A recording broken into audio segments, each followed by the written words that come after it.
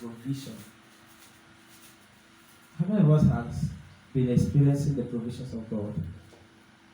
Not just because I'm raising, but I know I'm experiencing great supernatural provision. I'm experiencing provision. Can I see you wave your hand? Hallelujah. God is doing wonders in our midst, and He has been doing wonders. Glory to God. It's as if we, when you speak by the Spirit of God, it's as if you have seen already what's yet to come. Because actually the Bible says that the Holy Spirit gives us what? Visions of things to come. And when the Holy Spirit was talking to me about provisions, about supply, I knew that was the program for this year. Coronavirus, all of these things, pandemics, all the unforeseen circumstances, things that are unplanned, crises happening all over the world. You find out that the economies of the world is going down more and more and more and more. Praise the Lord. Economies are going down. Countries are now living on borrowings. People's workshops are closed down and all these things. We have all these foreign countries lending money to shop owners, supermarket owners, to be able to at least run their business so that their businesses will not die. These are some of the great impacts of this crisis. And crises are inevitable. They come and you cannot predict when they come. But the Holy Spirit gives us His word and prepares us ahead of time for the crisis. Praise the Lord. Amen. That is why a man who is born of the Spirit is unaffected by his environmental circumstances. Hallelujah. He is unaffected by the crisis around him. He is unaffected by the situation he has found himself. Glory to God. Amen. Listen to me. There are principles for success in life. There are principles for success in every dimension, in every level, in every stage you find yourself. There are principles for success irrespective of the challenges. And the Word of God has laid down those principles for us. Glory to God. I want to talk to you about diligence for business success. Praise God. Diligence for business success. There's something about the Word of God. The Word of God is light. And the Word of God gives us light for every area that will receive revelation in that area. The Bible says that before God created heaven and earth, He first said, let there be light. And there was what? Light. He said, let there be light. And that light was not actually the light of the sun. That light was the light of the Spirit. Because you find that later in verse 13 or 14, He said that He now created two lights, the greater light to rule the day and the lesser light to rule the night. And He named them the sun, the moon, and the stars. That was when He created the physical light that you see. But the first thing He created was the spiritual light, because it was necessary for the spiritual light to be created for any form of creation to happen on this earth. It is light that opens you up to success. Praise the Lord. And God's word gives you a light in an area. When you receive the word in an area, you receive what? Light. And when you receive light in that area, the counsel and purpose of God for your life in that area is fulfilled. Glory to God. And you know what? God wants you to succeed. God wants you to prosper. In the area of business, He wants you to do what? To prosper. Praise the Lord. People say, they go to church. Christians are just fond of going to church and shouting amen. But this is just a kind of show of ignorance. If you are just doing, but he said he will do what? He will bless the work of your hands. God made us, He formed us in such a way that we will work out the things He has given to us. You have everything already. Inside of you are so many deposits that can make you a king on earth already. God has so blessed you with gifts and talents. And he said, occupy till I come. And what he wants you to do is to do what? To work out those blessings he has blessed you. In Genesis chapter 26, where we read, the Bible talks about this, an experience that Isaac had when there was famine in the land where he found himself. And the Bible said that his original plan was to leave that place to go to a better place. To leave that place to go to a greener pasture. But the scriptures made us to understand that the Holy Spirit gave him a counsel of what to do at that period of crisis. And the Lord spoke to him and said, stay in this place. Stay in this place. Don't move away. And the Bible records that Isaac stayed back and he sowed in that land of famine. And in the same year he did what? He reaped 100-fold. And that is to show us that it is in a place of famine, in a place of crisis, in a place of unforeseen circumstances that God has ordained for you to excel more than ever before. Hallelujah. Amen. God has ordained for you to excel at the period when every other person is down. Every other person has given up hope. Every other person can't know what to do. They can't seem to find out what to do. But God has made you for such a time as this so that you will maximize it as an opportunity to go forward.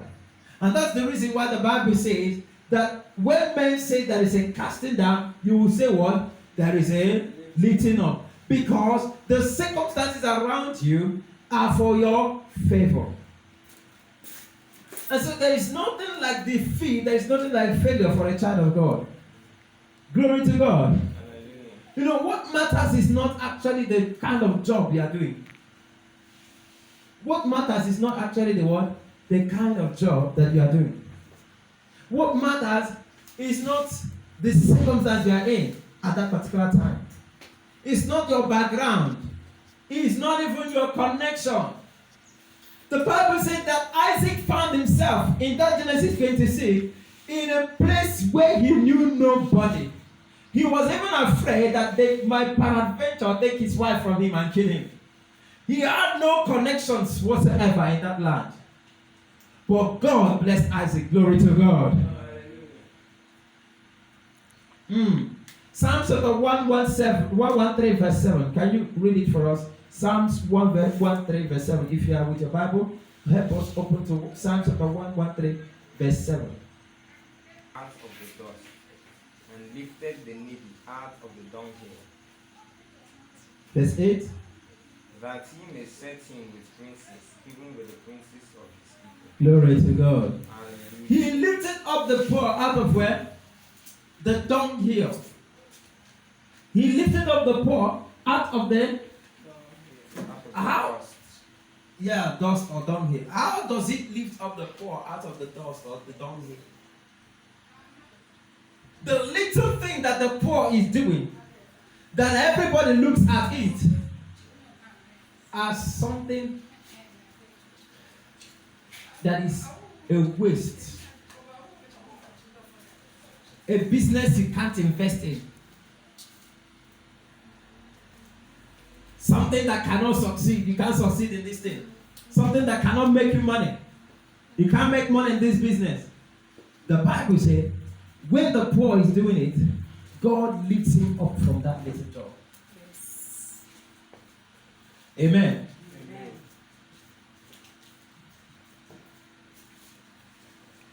Some people that are selling scrap, you hear them, they say, iron condemn and the million condemn. Do you know that there are people who are selling scrap? All those scraps that are driving cars. No, it's not. I'm not talking by theory. I've seen them. I've seen somebody that is driving Camry. It's not even that old Camry, like a new great Camry. It's scrap that he sells. Now he's doing it in a big way. Who knows where the guy started from? Who knows how he started? No business is too small. What matters is the person that is doing the business. Glory to God. What matters is what? The person doing the business.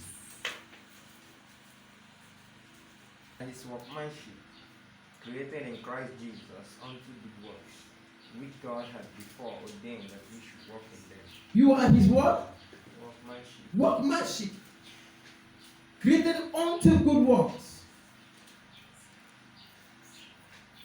You are created to walk. That's why the Apostle Paul said, let him that stole steal no more, but let him walk with his hands. That which is good, that he may have what? Enough to do what? To give to others. The purpose of work is not for you to survive. Hello? The purpose of work is not for you to survive. The purpose of work is for you to make wealth. Glory to God. Hallelujah. Don't work with the intention of surviving. Yeah.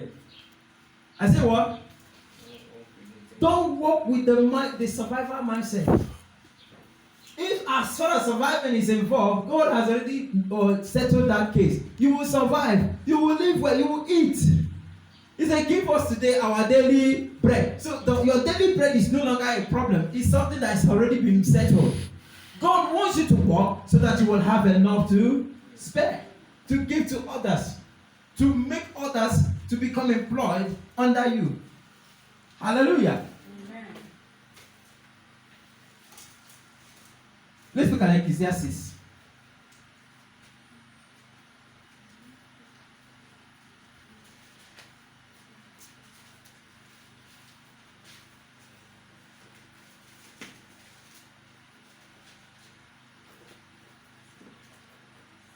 Are you there? Whatsoever. Ecclesiastes 9 verse 10. He said, whatsoever thy hand findeth to do, do it with what? All thy might. For there is no work, nor device, nor knowledge, nor wisdom in the grave, whither thou goest. Glory to God. So if it is to sell that scrap that your hand has found to do, doing what with what? All the might. Devise strategies. Make plans. Draw up a good business plan for that scrap selling you are selling. Use your imagination. Use your imagination. Widen your horizon. From that thing you have found yourself doing, the Bible said he will do what? He will bless you. Praise the Lord. Because your prosperity is not dependent on your job. Your prosperity is not dependent on the family background. Your prosperity is not dependent on your circumstances or on the country or on the state you found yourself. It is dependent on the anointing of God that is upon you. When God said to Isaac, sow, stay in this land and sow in this land. When God spoke to Isaac to remain in that place and to walk in that place, he released an anointing upon Isaac's life. That word released an anointing upon what? Isaac's life. And everything Isaac was doing from that moment onwards became a success. Glory to God. It became a success. But Isaac did not just sit there, fold his hand and expect God to bring manna from heaven for him. He didn't sit there, fold his hand and continue shouting amen. The Bible says Isaac, in that place where no water was found, in that place where there was, no way, no food, all lack, Isaac persisted to dig a well until he finds water. Other people must have dug their own wells and stopped on the road. Other people must have dug their own wells and stopped somewhere and said there is no water here. But Isaac continued to dig. Isaac, listen to me. If you are going to prosper, listen, what the Holy Spirit does is not to make you lazy. What the Holy Spirit does is to give you an unusual strength that people do not understand. Hallelujah. Amen. What the Holy Spirit does is not to make you sit and doing nothing. The Holy Spirit makes you do something and have a returns for what you are doing. Hallelujah. Amen. You say Jesus did it all. He has worked it all. He has worked it all. But the apostle said that the great apostle Paul said, grace that was given unto me was beyond whatever grace that everybody has seen. But I still labored abundantly more than them all. Because listen, what the grace does for you is that it empowers you. You are no longer working from the standpoint of your human capacity or level, but you are working from grace. Glory to God. What you now do, you are certain of your success. You are not digging the well trying to check if water will come out. You are digging the well with the full assurance that as long as you are digging with God in partnership with you in this business, you are going to find waters. Hallelujah. Amen. And that's who God has made you. Someone that in the place where everybody gives up, where everybody can't do anything anymore, where everybody have lost their creativity, where nobody can take us out of us anymore, where everybody has just seen it as a hopeless period, you just come out and you thrive. You just come out and you do what? You thrive. In the book of Luke chapter 19 verse 12, the Bible makes us to understand that we are the stewards of our businesses. You are a steward of your what? Your business. You are a steward of your business. When Jesus, in that parable, when the master was about to leave, he asked them to occupy till he comes. And he gave them what? Talents. The talent is your business. Jesus, when he left, he asked you to occupy till he comes. Don't be so heavenly conscious that you become earthly useless. Hello? Don't be so heavenly conscious that you become what? Earthly useless. You have to be heavenly conscious, but you have to be earthly useful. And you know what? You have to dominate this earth for as long as you are here. Because you can't afford to leave this earth and regret that you did not do the things that you could have done. You did not achieve the things you could have achieved. Are you getting me, somebody? Listen, when we get to heaven, so many people will be disappointed that they did not maximize their life on earth. You see a pastor criticizing another pastor. He said, this one is preaching prosperity. He does not know the righteousness of God, or he does not know salvation. In the last day in heaven, two of them will meet each other. The one that knows salvation will meet the one that prospered on earth and was driving private jet, and two of them will still enjoy in heaven. So why should you bother yourself? How would I put this? Why should you not enjoy earth as you are here now, knowing that you are going to enjoy heaven? Heaven is already a place of enjoyment. Please start it here. Hello? Please start to dominate here. Start to rule here.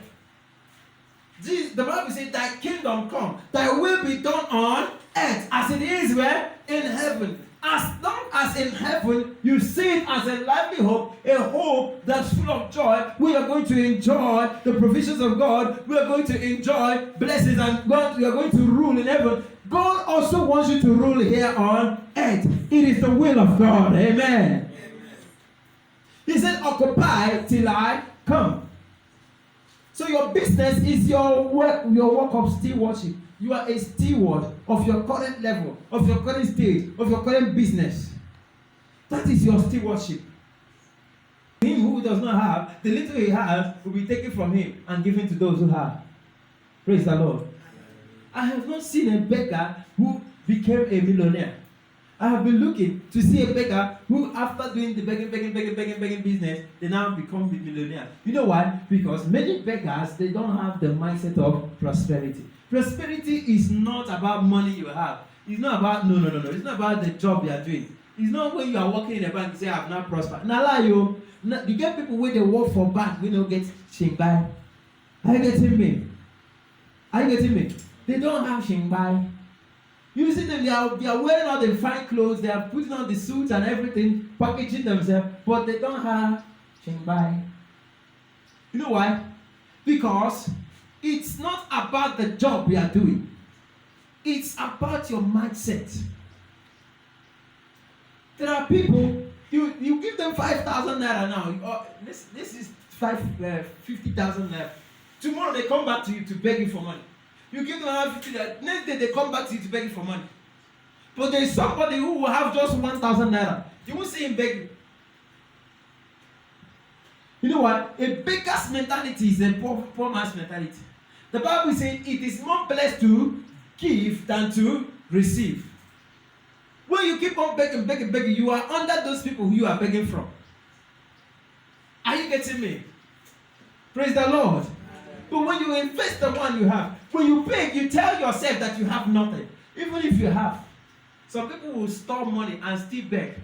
They think that the money they stored means that they have money. They don't have anything. What makes you somebody who has is when you can give. That's what shows that you have. That's what shows that you do what? You have. You are rich. You are wealthy. You are blessed.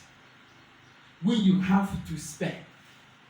And the Bible says, for this man, more will be given unto him. Hallelujah. Amen. What is your work? Your work is simply your business. It is something that keeps you busy. It's something that takes your time, your effort. It's something you do to serve humanity for a monetary reward. Amen. Now,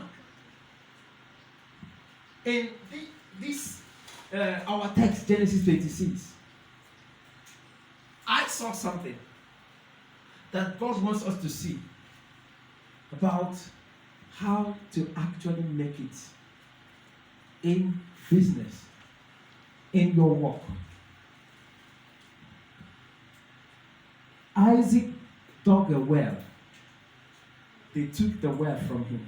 Now, I'm talking about in a land of famine, a time when there was no water nor food in the land.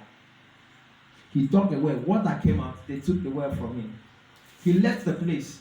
He dug another well. He got water. And they began to make trouble with him. He left the same place. Went to the place where his father dug a well before. Outside that city. And dug another well. And the well that was, forsaken as he was old and left behind, waters came out from it again. They still came again. The people the haters. Listen, prosperity attracts haters. Amen? Amen. Prosperity does what? Attracts haters. It attracts haters. Whenever you begin to make it small, as in you begin to succeed, the haters will begin to come. They will begin to talk against you. They will begin to persecute. They will begin to do all something. They will devise every way possible to make sure you fall. So you have to prepare your heart for haters. Prepare yourself. You don't hate them back, but you continue to prosper. Amen. Amen. He dug a well 5 times. How many times? 5 times. It's not 1, it's not 2, it's not 3, it's not 4. 5 times. In a time of what? Famine. What has came out in all of these times? The last one is when he later had peace. What does that show us? Anybody who has decided to succeed, who has decided to make wealth, you will surely be wealthy. You will surely make it. God will do what? He will follow you, support you in that your agenda and your plan. No matter what happens, no matter how many times they hate, no matter what people do, you will surely excel. As long as you are walking with God. But you have to strive. You have to be diligent. You have to be what? The Bible says, the hand of the diligent shall do what? Shall bear rule. That's in Proverbs 22, verse 29. What does it mean to be diligent? Diligent means to be quick and skillful. Quick, prompt, skilled, and ready. Quick, somebody say quick. Prompt, skilled, ready.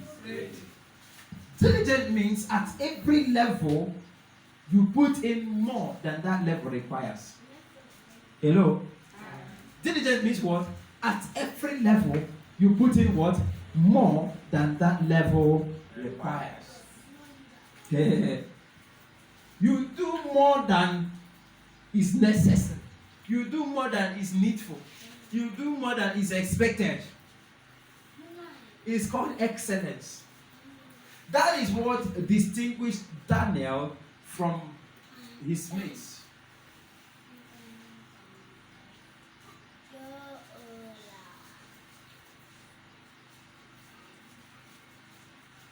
A man who is diligent becomes a ruler in his work. In Romans chapter 12, the Bible said, let him that rules do it with diligence. Let him that rules rule with diligence. Your business is your territory. Your business is your what? I say what? Your business is your. This is where you express your kingship. This is where you express your skillfulness. This is where you make decisions. You take actions. You decide what you are in charge of your life. You could still be working for somebody, but that is your business too. Don't ever have the mindset of I'm working for somebody. No. When you're working for somebody, you are doing your own work because you are preparing yourself for your own. Glory to God. That's why Jesus said, when you are faithful in another man's business, God will do what? Give you your own. What does it mean for you to be quick, skillful, ready, prompt, skilled? It means that you are a maximizer of time. It means you are what? Ephesians chapter 5 verse 15. Ephesians chapter 5 verse 15. Can you read it for us? Ephesians 5 verse 15.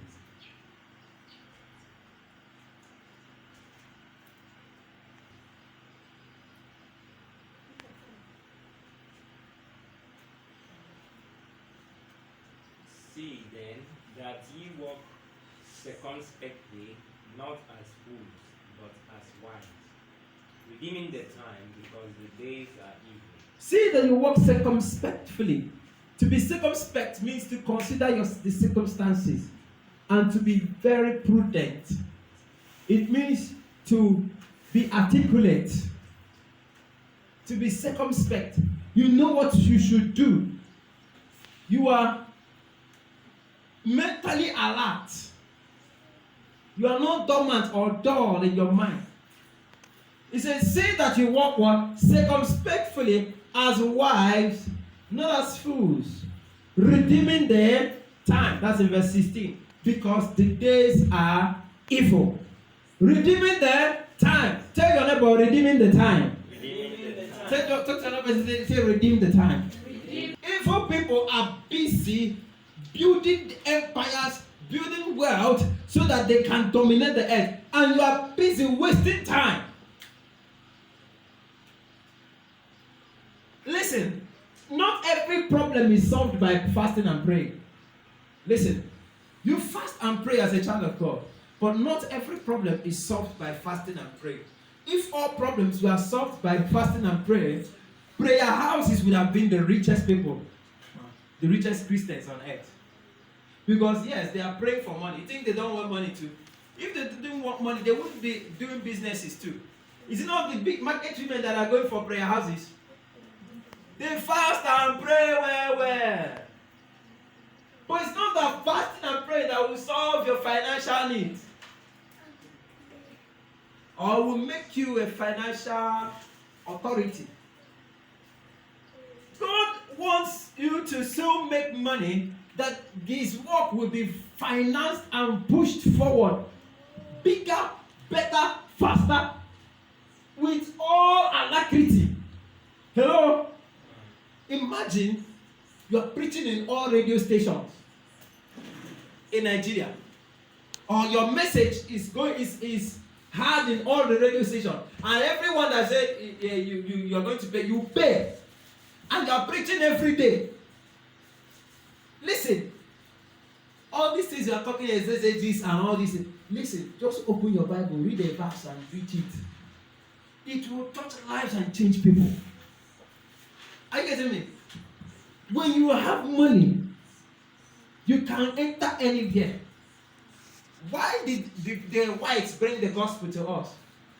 Because they had the resources to build the ships that they will bring, they will use to transport themselves to an unknown place. They had enough food to eat. They had enough provision to be able to enter a place they've never been before, to preach the gospel to those people. The little we have had already was funded. Now, God wants you to go fund your own. God wants you to fund something. God wants you to push his work. But you can't afford to waste any time. You can't afford to do what? You can't afford to do what? You can't afford to do what?